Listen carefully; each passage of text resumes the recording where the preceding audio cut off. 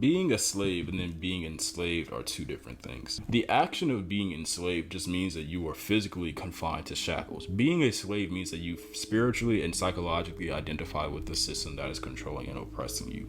It is very important to recognize the distinction. You see like this all the time, black people who buy into the system, or even not even black people, just irrespective of race, people who buy into the system of racism, white supremacy, and capitalism, that ultimately is cannibalistic, especially to white culture as well, where you think that it's actually there to benefit you, but really it's there to oppress black people. And so you think that black people are the enemy, all the while your own people at the top exploit you and your people for resources and use you as a sort of sword against people who have done nothing to you with regards to the white community and white supremacy. And so you find that you actually have more in common with the average black person than you do with the elite of white people, socioeconomically speaking. Slaves identify with this, who buy into it and believe that somehow, some way, the system can provide you with some form of liberation, catharsis, or deliverance from the perceived social and economic injustices that you have faced as an individual, even though it is that very same system that is the reason why you have faced those historic injustices in the first place. So how can the system that oppresses you also be your liberator? It cannot be.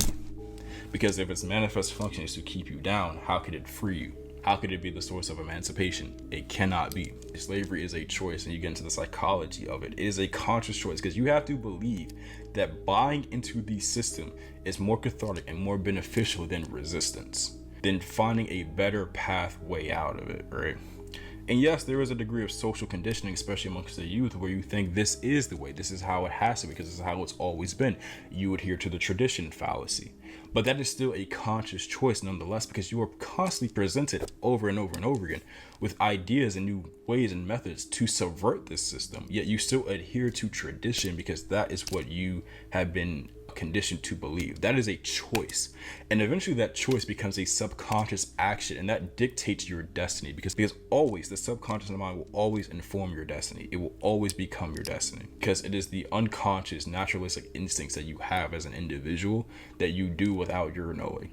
But first, it is consciously absorbed. You have to decide that this is better for you than resistance, than emancipation, than truth.